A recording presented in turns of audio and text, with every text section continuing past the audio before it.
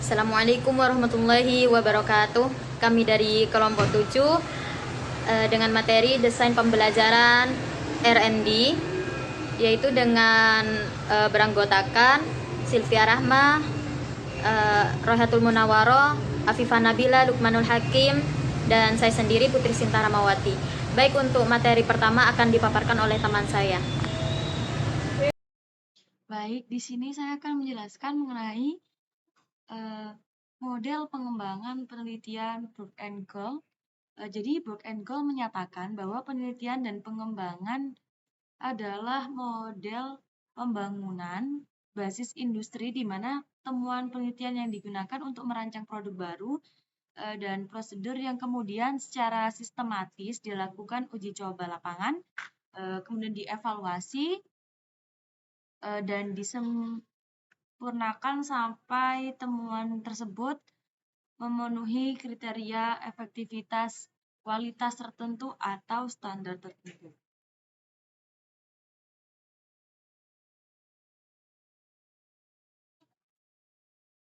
Jadi, model pengembangan ini terdiri dari 10 langkah, yaitu pencarian dan pengumpulan data, yang kedua perencanaan, selanjutnya mengembangkan bentuk produk awal, kemudian ada uji coba lapangan awal, revisi hasil ujian coba lapangan awal, kemudian ada uji coba lapangan utama, kemudian revisi produk operasional, selanjutnya ada uji coba lapangan operasional, penyempurnaan produk akhir, diseminasi, dan yang terakhir adalah implementasi. Tapi ke-10 langkah tersebut, peneliti membatasi penelitian ini sampai hanya pada langkah ke-7 saja. Jadi untuk langkah yang pertama, yaitu tahap pencarian dan pengumpulan informasi. Pada tahap ini, peneliti melakukan tahap pengumpulan data atau informasi untuk menentukan kebutuhan dalam pembelajaran yang akan berlangsung. Langkah yang diperlukan dalam tahap ini adalah ada studi pustaka dan ada studi lapangan. Baik, untuk langkah yang kedua, ada perencanaan. Pada tahap ini dapat dilakukan melalui beberapa tahap, yaitu yang pertama menentukan tujuan dan manfaat. Yang kedua, menentukan kompetensi inti dan kompetensi dasar. Selanjutnya ada membuat kisi-kisi instrumen penelitian yang menjadi kriteria kualitas sumber belajar. Dan yang terakhir, membuat instrumen penelitian. Kemudian langkah selanjutnya yaitu langkah yang ketiga, yaitu pengembangan bentuk produk awal. Ini yang pertama yaitu biasanya menyiapkan materi yang akan disampaikan. Kemudian ada merancang sumber belajar yang akan dirancang. Kemudian untuk langkah yang keempat, yaitu uji coba lapangan awal. Jadi langkah selanjutnya setelah mengembangkan bentuk produk awal tadi adalah validasi oleh ahli materi, ahli media, ahli wali kelas. Validasi merupakan proses penilaian produk oleh ahli yang sesuai dalam bidangnya. Proses validasi ini bertujuan untuk mengetahui layak atau tidaknya produk sumber belajar tersebut. Kemudian langkah selanjutnya yaitu ada revisi hasil uji coba lapangan awal. Pada tahap ini bertujuan untuk mendapatkan media yang baik sebelum dilakukan uji coba lapangan. Kemudian untuk langkah selanjutnya yaitu langkah yang keenam, ini ada uji coba lapangan utama. Pada tahap ini uji coba dilakukan langsung kepada siswa dan kemudian data dikumpulkan serta dianalisis. Uji coba pada siswa ini bertujuan untuk mengetahui tingkat semenarik apa sumber belajar yang kita buat tadi.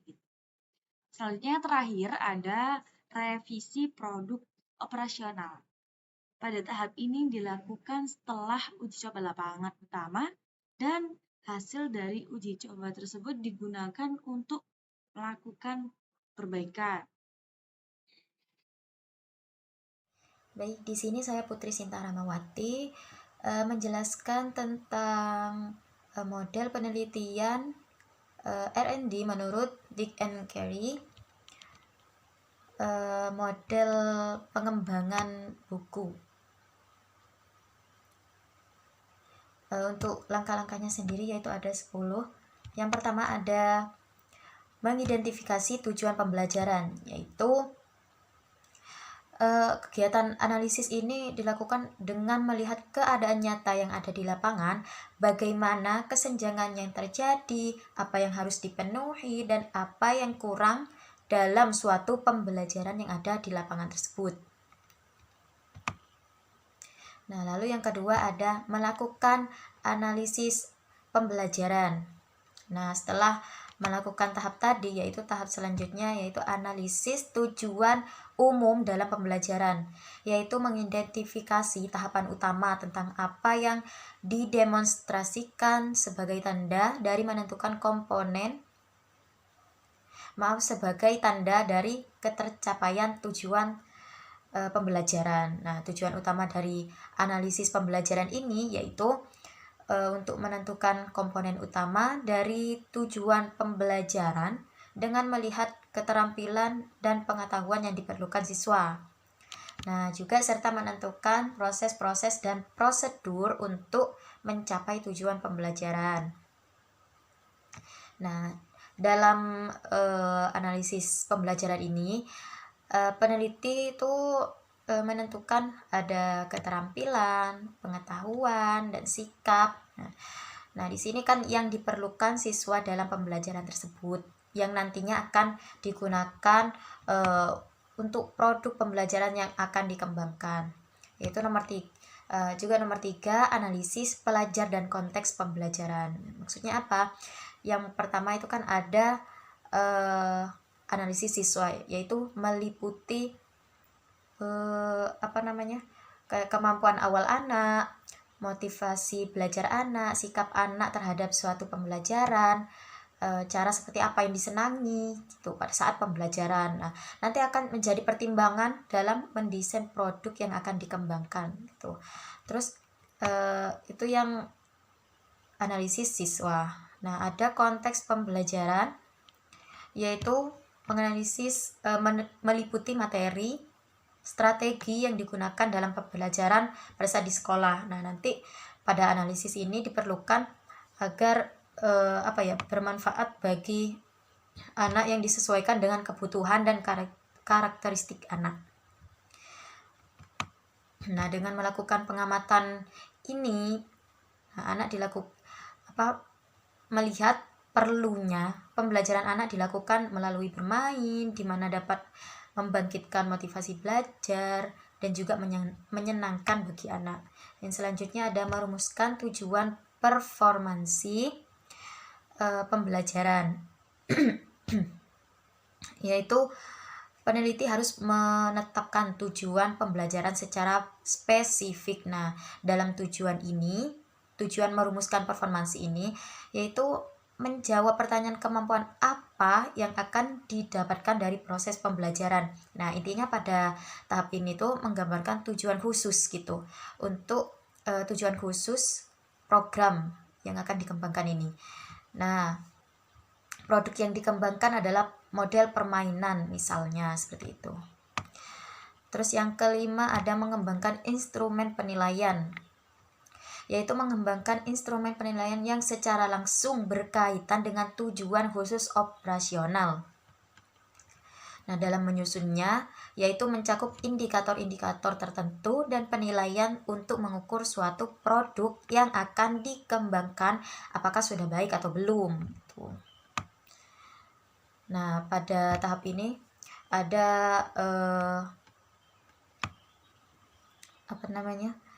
yaitu guna untuk mengevaluasi produk yang dikembangkan apabila ada komponen-komponen yang perlu direvisi. Nah, evaluasi yang dilakukan ini yaitu menilai kevalitan yang akan dinilai oleh dosen ahlinya. Tuh. Kemudian kepraktisan produk yang dikembangkan melalui observasi terhadap jalannya proses pembelajaran. serta dampak produk yang dikembangkan melalui angket atau penilaian dari guru. Nah, tahap ini peneliti menyusun instrumen-instrumen penelitian yang akan divalidasi oleh dosen ahli. Nah, yang keenam ada mengembangkan strategi instruksional.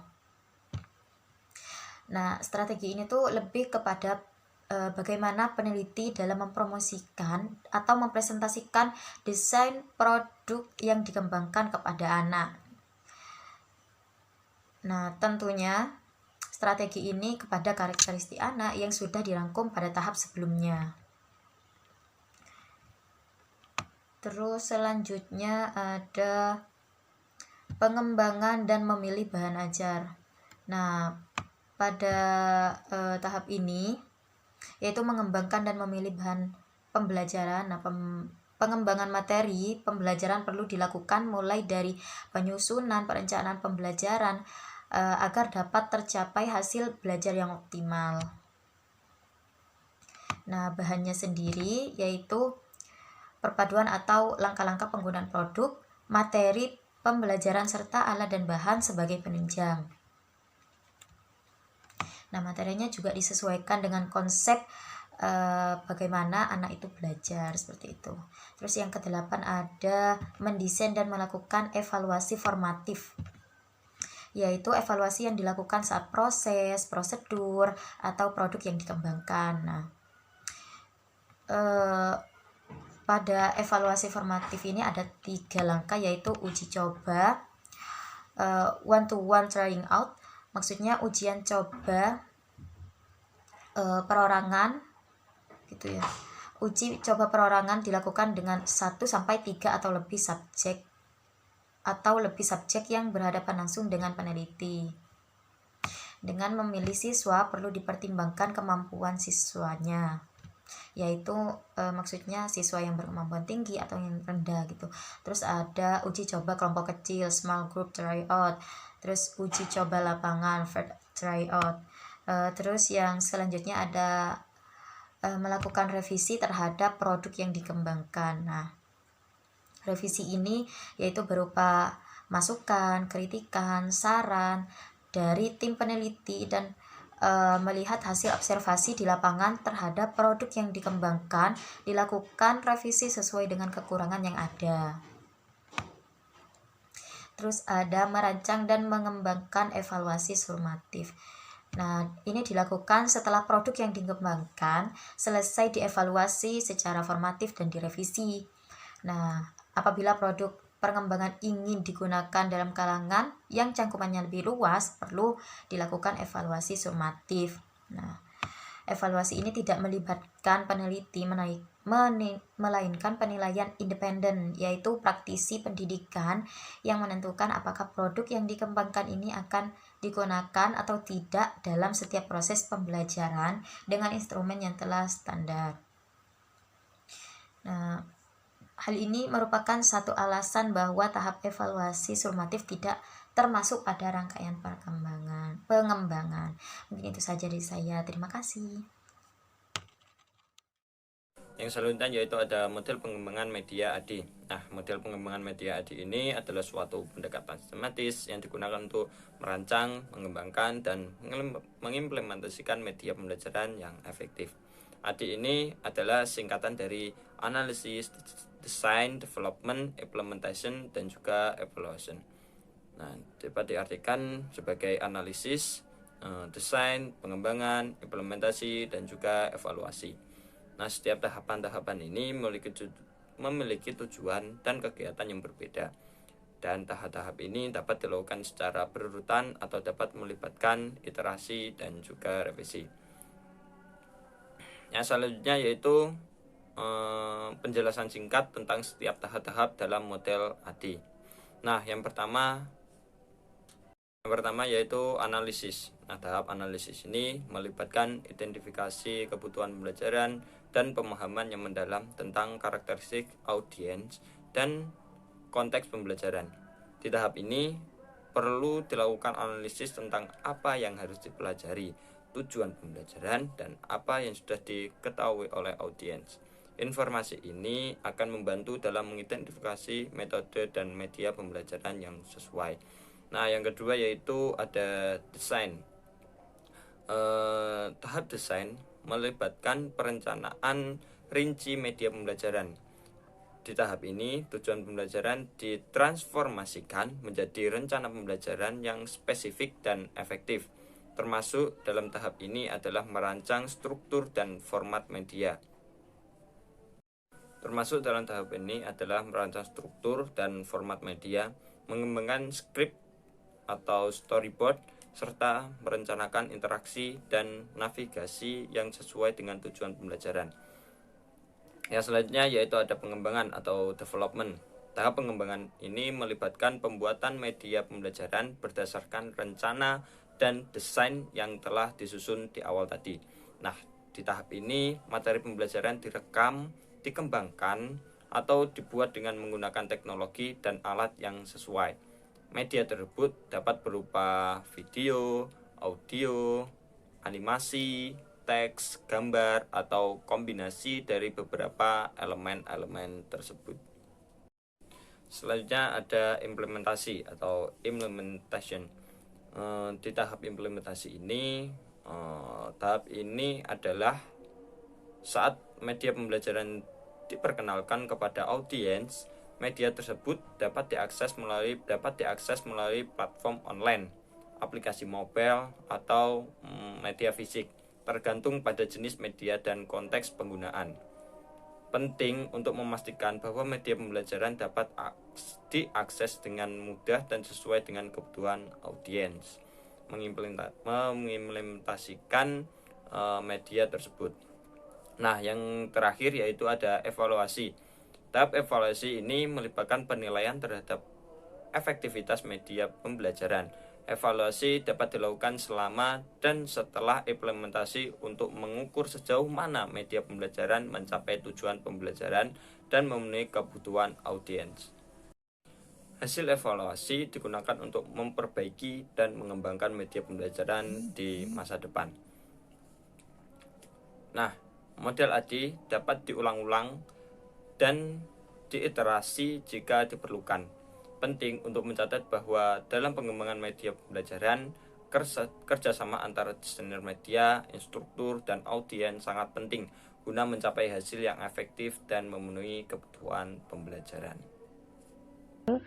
Yang kelima, mengharuskan partisipasi belajar, dan yang terakhir yaitu evaluasi dan juga revisi.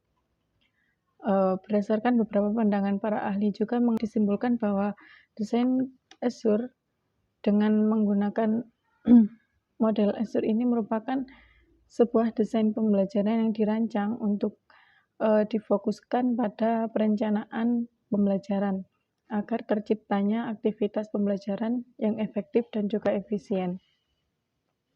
Khususnya pada kegiatan pembelajaran yang menggunakan media dan juga teknologi. Azure sendiri merupakan singkatan dari komponen atau langkah penting yang di dalamnya terdapat beberapa langkah yang telah disebutkan tadi. Nah, model ini adalah urutan operasi yang dikembangkan untuk perencanaan penggunaan teknologi yang membantu guru merancang dan meningkatkan kegiatan pembelajaran.